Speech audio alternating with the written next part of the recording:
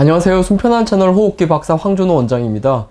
저번 시간에는 기관지확장증, 비결핵 항상균 환자분들에게 매우 중요한 가래빼기, 체위배농 치료에 대해서 알아봤는데요. 오늘은 이 치료를 적용함에 있어서 환자분들이 자주 하는 질문들에는 어떤 것들이 있고 그에 대한 팁을 알려드리는 시간을 가져보겠습니다.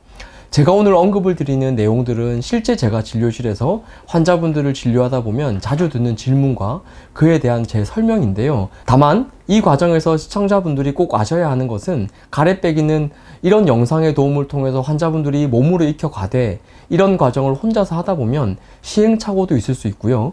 치료의 결과에 대한 평가도 필요하기 때문에 전체적인 치료의 과정은 전문가와 반드시 상의를 하는 것이 좋다는 것을 기억하시고 오늘의 영상을 시청하시기 바랍니다. 자, 이제 첫 번째 질문입니다. 원장님, 가래빼기는 하루 중에 언제 하는 것이 좋을까요? 자, 이 질문에 대한 답은 가래빼기는 가래가 잘 나오는 시간대에 적용하는 것이 좋은데 그 시간이 보통은 오전인 경우가 많다가 답입니다. 한 70% 정도의 환자분들은 가래가 오전에 잘 나온다고 하는데요. 그 이유는 이렇습니다.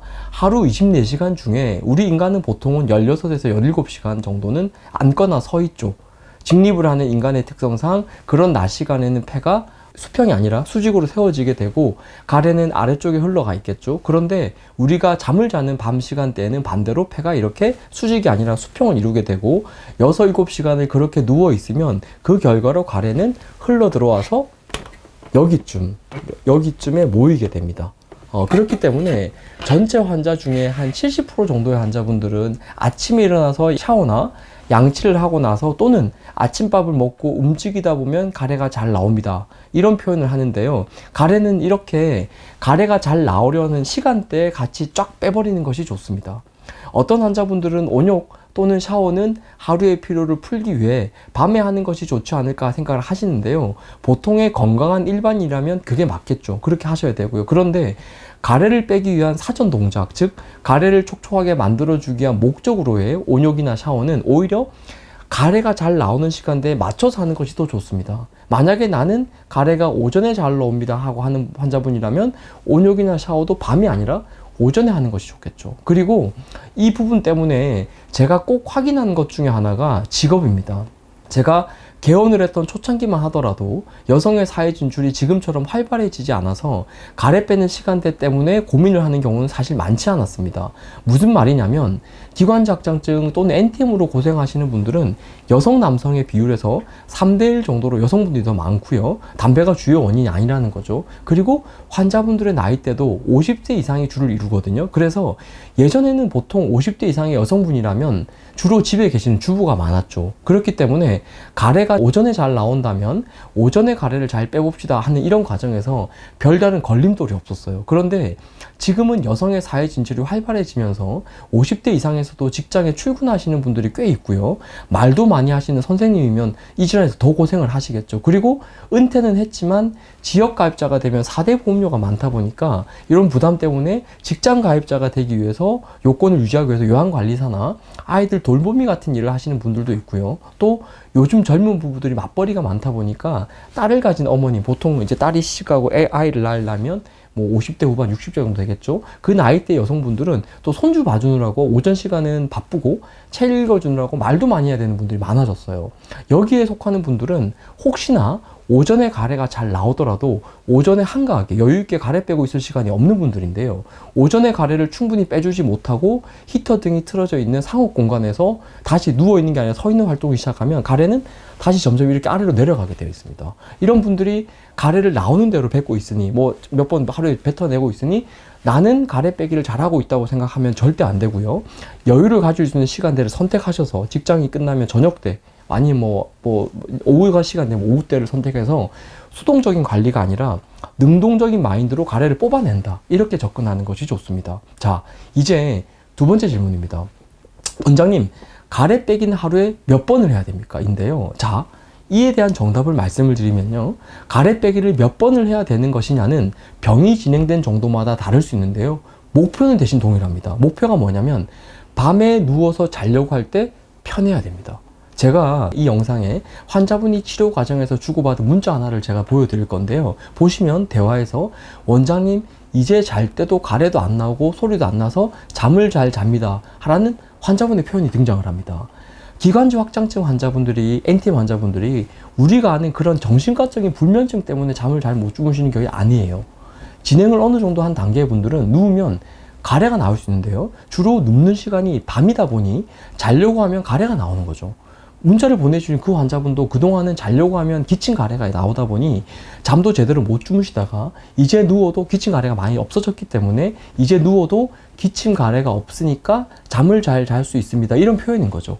가래 빼기라는 숙제를 이제 제대로 했는지 아닌지는 최종 확인 절차가 바로 이 포인트입니다.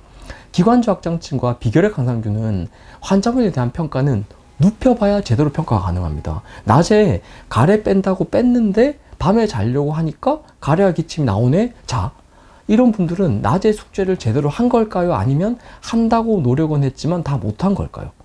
네, 바로 이런 경우는 속에 있는 가래를 충분히 제거해 주지는 못했던 상황인 거죠. 보통 사람은 가래 빼기가 하루에 한 번이 원칙이긴 한데요. 만약에 오전에 한 번 가래를 빼줬어도 밤에 자려고 누우면 가래가 또 나옵니다. 이런 분들은 일반적으로는 조금 더 제법 상당히 진행된 분들이고요. 이런 분들은 가래 빼기를 하루 한 번이 아니라 그 이상을 통해서 가래를 빼줘야 합니다. 제가 이 영상에 또 하루에 2번을 가래를 빼서 그 양을 체크한 분들의 사진을 올려드리겠습니다. 자, 그렇기 때문에 가래 빼기는 사람마다 병이 진행된 정도마다 횟수가 다를 수 있는데 밤에 잠을 잘 잔다 또는 특정 시간에 가래를 빼주고 나면 밖에서 사람들을 저를 만났을 때 제가 환자인 줄 모릅니다. 이런 단계가 되면 가래 빼기를 제대로 하고 있는 것 같습니다. 그리고 세 번째 질문은 역류성 식도염이 있는 분들의 가래 빼기입니다.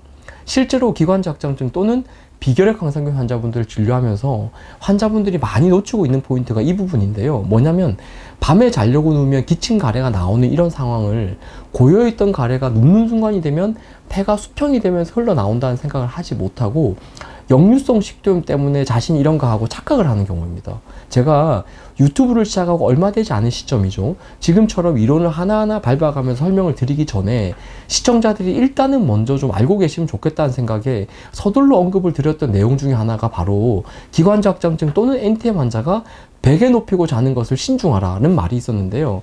보통은 호흡기 병보다 위장병을 앓고 있는 사람들의 숫자가 더 많고 내시경만 하더라도 기관지 내시경 해봤다는 사람은 거의 없어도 위내시경은 안 해본 사람이 거의 없을 정도잖아요. 그렇다 보니 누웠는데 기침이 나오고 이러면 이를 무조건 역류성 식도염으로 생각을 하는 경우가 있어요. 그게 많이 들어봤고 흔한 질환이니까요.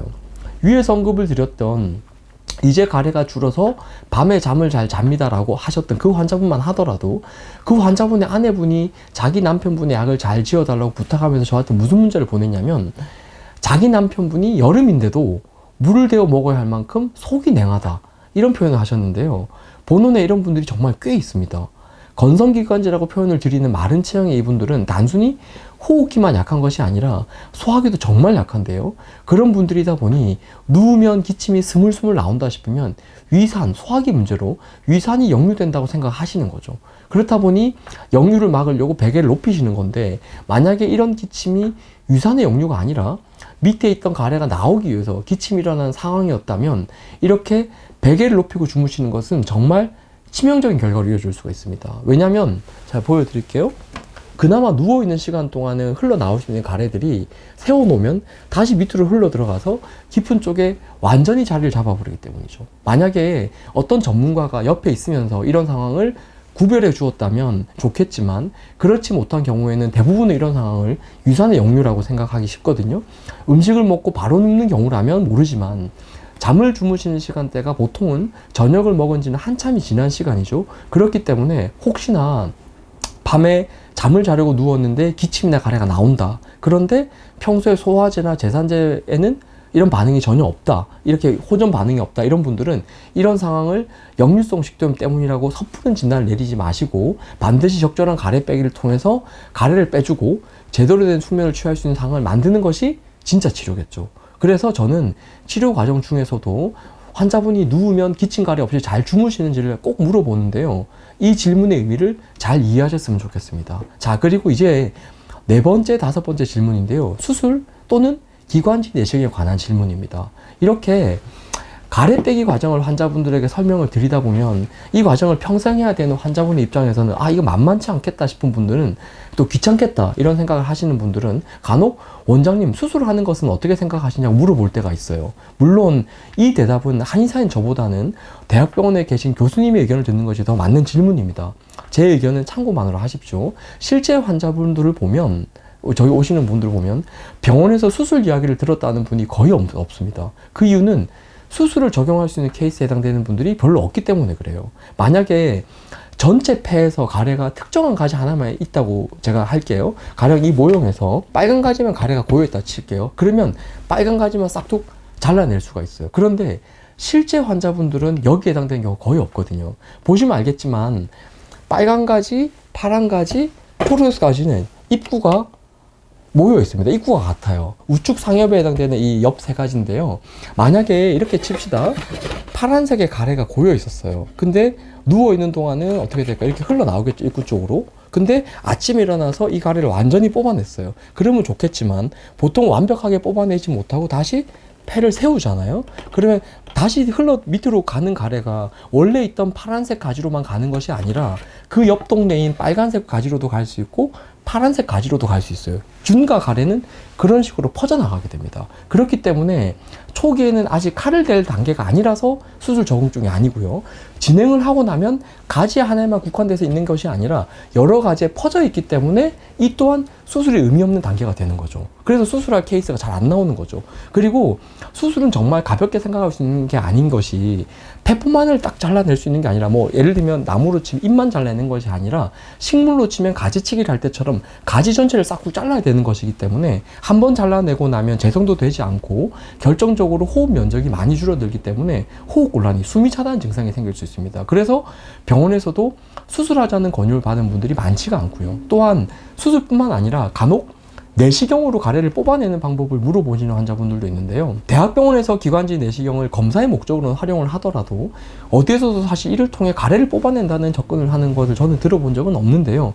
뭐 개인 병원에서는 조금 더 진취적으로 이런 방법을 적용해 보는 것도 있는 것 같더라고요. 제가 직접 이런 케이스 환자분들의 전운을 살펴보지는 못했기 때문에 제가 이 부분에 대해서는 뭐 좋다 말다 가타부타 말을 할 수는 없는 입장입니다. 다만 폐와 기관지는 그 원리상 가래를 한 번 뽑아낸다고 그 문제가 해결되진 않습니다. 제가 가래 빼기를 설명하는 과정에서 오래된 가래는 위쪽이 아니라 점점 아래쪽으로 타고 내려와서 폐포 단위까지 흘러 들어와서 아래쪽에 구멍이 생긴다고 했잖아요. 근데 이런 구멍은 그냥 우연히 아래쪽에 구멍이 생긴 게 아니라는 거죠. 위에서부터 차곡차곡 문제가 누적돼서 기관지에 문제를 일으키면서 아래쪽까지 내려오게 된 상황인데요. 위에는 만약에 멀쩡하고 아래쪽에만 문제가 있다 이러면 뭐 뽑아낼 수도 있겠죠. 근데 그게 아니라 이 기관지는 전체 자체가 다 손목 운동도 떨어지고 가래 밀어내는 손목 운동이 떨어지고 정상적인 점액 분비가 약해졌기 때문에 아래쪽에 균과 가래가 들러붙는 상황이 된 건데, 만약에 아래쪽에 한번 이 생겨버린 구멍이나 가래 창고는 사실 없어지는 것이 아니거든요. 그렇기 때문에 가래를 내시경으로 제거하는 것이 쉽지도 않지만 가래를 어느 정도 뽑아냈다 하더라도 앞으로 생활하면서 다시 또 생길 가래와 균은 스스로 제거한 힘과 노하우를 키우지 못하면 또 고이게 됩니다. 기관지 내시경이 만약 비교적 간단한 술기라면 반복적으로 적용하면서 관리를 할 수 있겠지만, 기관지 내시경은 위 내시경과는 달리 반드시 마취를 해야 하고요. 상당한 숙련도가 필요할 뿐만 아니라 환자분에게도 리스크가 있을 수 있는 기술이기 때문에 제 개인적으로는 자주 할 수 있는 방법은 아니다라는 생각을 가지고 있습니다. 자, 그리고 진동이나 털기의 과정에서 환자분들이 자주 하는 질문도 하나 말씀을 드릴게요. 6번 질문이 되겠네요. 줄넘기나 뛰는 것이 좋다고 해서 저는 먼저 열심히 뛰었는데 그래서 그런지 몰라도 체중은 좀 빠졌습니다. 자, 이거 어떻게 돼야 될까요? 답은 운동 강도와 시간을 조절하던 식사량을 늘리던 간에 체중은 무슨 수가 있더라도 안 빠지게 해야 된다입니다. 제가 기관지 확장증이나 NTM 환자는 부지런한 분들이 많다고 했는데요. 이분들이 대개는 숨이 찰 정도의 센 운동보다는 저강도의 운동을 오래 하는 것에 상대적으로 더 익숙한 분들이 많아요. 나이도 있고 근육이 많이 붙는 체질이 아니다 보니까 그렇겠죠. 그런데 이제 가래 빼기 설명을 듣다 보니 걷거나 뛰어야겠다 해서 운동 강도와 시간을 확 높여보는 분들도 있는데요. 모든 건 순서가 있습니다.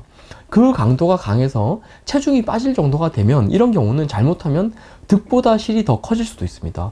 운동하는 잠깐은 가래가 잘 나올 수도 있지만 체중이 과하게 빠지고 나면 전체적인 몸의 면역은 따뜻하고 촉촉한 방향이 아니라 차고 건조한 방향으로 가기 쉽기 때문에 운동은 반드시 전체적인 흐름을 보면서 조절해 나가야 합니다. 가령 예를 들면 여름에는 나가서 뛰면 금방 나오던 가래가 땀도 잘 나고 겨울엔 나가서 뛰어도 잘 나오지 않다. 그럴 수도 있거든요.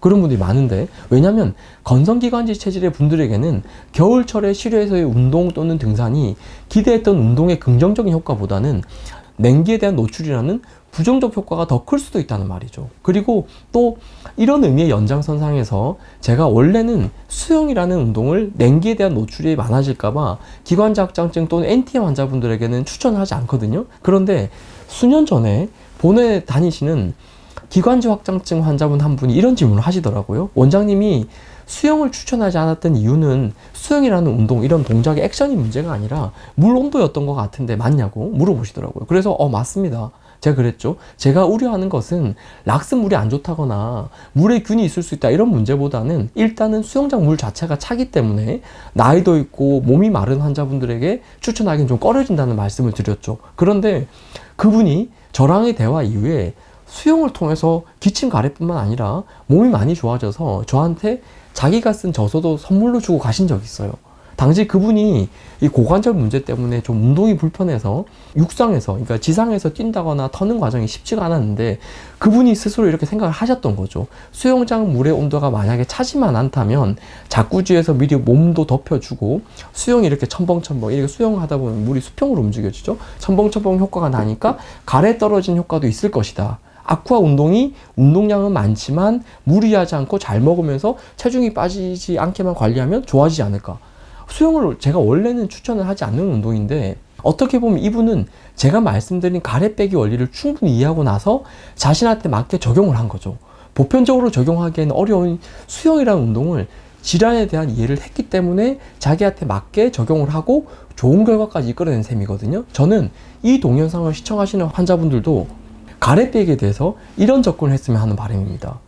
오늘은 제가 가래 빼기에 관해서 자주 하는 질문 몇 가지를 소개해 드렸는데요. 실제로는 이 외에도 참 많은 질문들이 있지만 분량의 한계로 언급을 다 드릴 수는 없을 것 같고요. 실제 진료를 하는 과정에서는 제가 이렇게 가래 빼기를 안내해 드리고 나면 오히려 환자분들과의 피드백을 통해서 제가 오히려 영감을 받기도 합니다. 저번 시간에 말씀드린 쉐이크보드도 그런 기계였고요. 최근에는 온열돔이라는 기계도 환자분을 통해서 알게 되었는데요. 아, 이런 기계도 있구나 싶어서 무릎을 정말 탁 친 적도 있었습니다. 이 동영상을 보시는 분들도 용기를 얻어서 자신에게 맞는 가래 빼기 노하우를 터득하셔서 소개의 목적을 달성했으면 합니다. 오늘 동영상 여기서 마치겠습니다.